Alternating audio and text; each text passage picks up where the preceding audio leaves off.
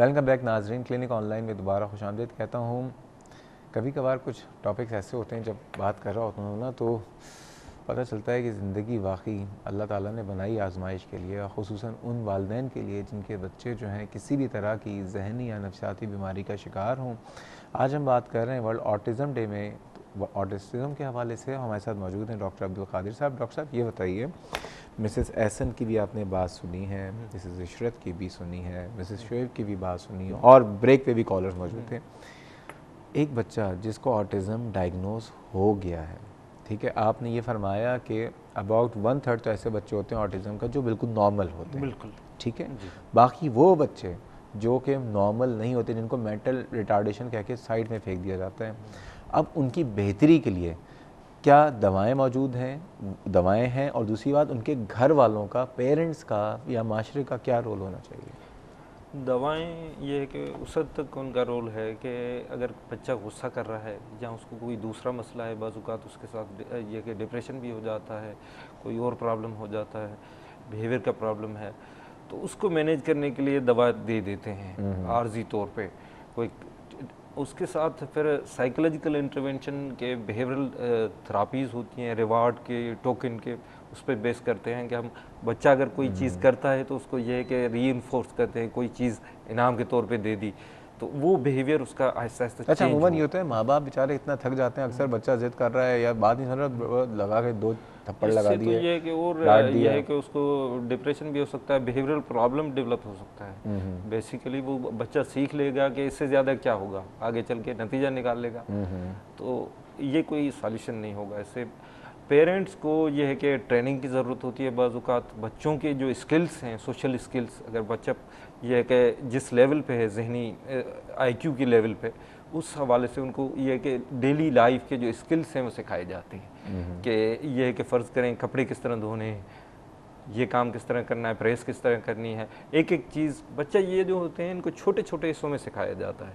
पहले एक चीज़ सिखाई जाए कि कपड़े किस तरह, बटन अगर सीवियर मेंटल रिटार्डेड भी हो उसके साथ तो उसको दिखाया जाए बटन किस तरह ये कि खोला जाता है, हाथ रखें उस पर पहले, फिर खोलना, फिर लगाना, एक एक छोटे छोटे ब्रेक इन स्मॉल पीसेस जो टास्क होता है उसको छोटे हिस्सों में ये कि तोड़ के, खूब मेहनत की ज़रूरत होती है, और इसके लिए ज़रूरी है कि जो वालिदैन हैं, ये जो पेरेंट्स हैं, उनको सपोर्ट की ज़रूरत, उनको ट्रेनिंग की भी ज़रूरत होती है। यानी बच्चे के इलाज के लिए ज़रूरी है कि पहले उसके पेरेंट्स को काउंसिल भी करो और ट्रेन भी करो। उसके साथ टीचर्स को भी ट्रेनिंग की ज़रूरत होती है, ताकि यह है कि स्कूल्स में, जैसे यह है कि नॉर्मल स्कूल में बच्चा आर्टिस्टिक है, उसका IQ नॉर्मल है, तो वो टीचर ये कि कहेगा कि ये बात ही नहीं करता, उसको ये बुलिंग भी हो सकती है, उसकी मजाक उड़ाई भी जा सकती है, उसको कुछ भी हो सकते हैं, तो उनको भी ट्रेनिंग की ज़रूरत है कि ऐसे बच्चे को ख़ास तरीके से, यानी तमाम स्कूल्स में ये बात टीचर्स को भी पता होना चाहिए कि how to deal with the autistic child.